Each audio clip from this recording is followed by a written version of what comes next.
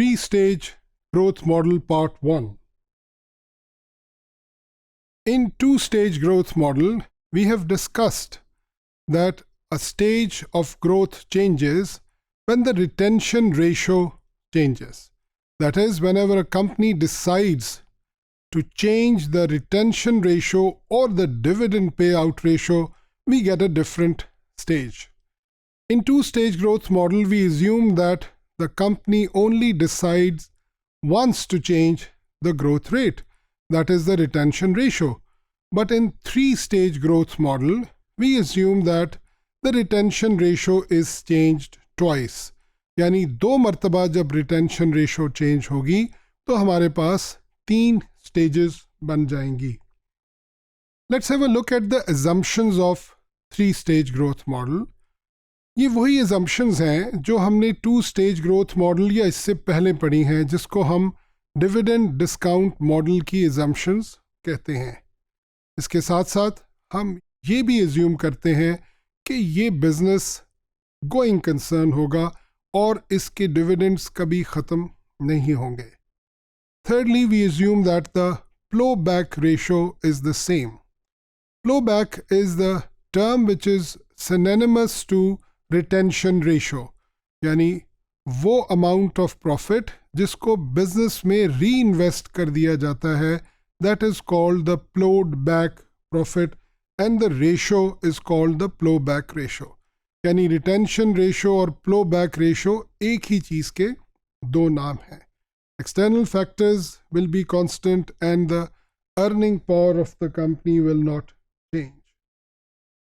As there are 3 stages in this model, so we have to separately calculate the values of all these 3 stages. Her stage की value को हम उस reference से V1, V2 और V3 कहते हैं. The first and the second stage both are finite stages, यानी ये specific number of years के लिए होंगी, and the third stage, which is the last stage in this model, will continue till infinity. So third stage के ऊपर फिर हमें constant growth का formula लगाना होगा और पहली 2 stages के ऊपर हम individual formula apply करेंगे. Suppose if in the stage 1 we have a growth rate of 11%, so we'll call it G1, and the dividends will grow at the rate of G1, which in this case is 11%, so the dividends will be 10 and 11.1 and 12.32. जब तक ये stage चलती रहेगी उस वक्त तक 11% से dividend grow करता रहेगा. In stage 2, the growth rate changes, which is termed as G2, and G2 here is 10%. So after the first stage, in the second stage, the growth rate will be 10%, and you can see that from year 4 and year 5, the growth rate has changed from 11 to 10%, and the dividends are expected to be 13.55 and 14.91. And finally, the third stage, which is termed as G3, that is the growth rate of stage 3. जैसे हमने पहले ये discuss किया था कि it is not necessary that in all these 3 stages growth rate बढ़ता रहेगा या कम होता रहेगा, but the only thing is that the growth rate changes, यानी growth rate ने तब्दील होना है. ये कम भी हो सकता है और ज़्यादा भी, यानी G3 G1 के मुकाबले में कम भी हो सकता है और G3 growth rate of the third stage G1 के मुकाबले में ज़्यादा भी हो सकता है. In the third stage of growth, we apply the constant growth formula, and that constant growth formula is V is equal to D1 over R minus G. ये formula जब हम पहले साल के शुरू में लगाते हैं तो वहाँ पर हम expected dividend of year 1 लेते हैं और उसको D1 से denote करते हैं.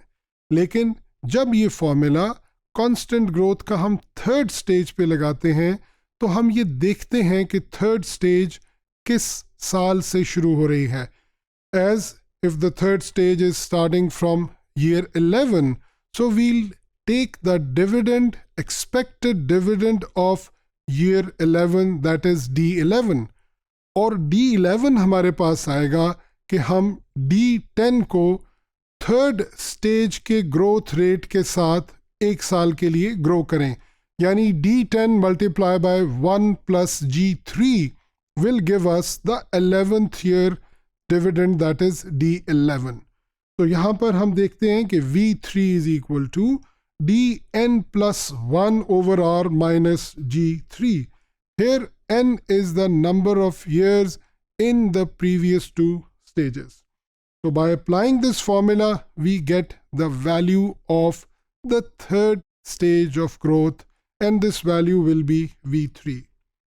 और आखिर में ये बात जहन में रखिए कि ये constant growth formula second stage के एंड पे अप्लाई किया जा रहा है, और जो वैल्यू इस फॉर्मूले से हमें मिलेगी वो सेकंड स्टेज के एंड पर होगी. And to get the value at 0 point or at the starting point where we are there to make the decision, we also have to further discount this V3 for the number of years in the first two stages in order to get its value at 0 point. And finally, the three intrinsic values will be added together in order to get the total value of the stock.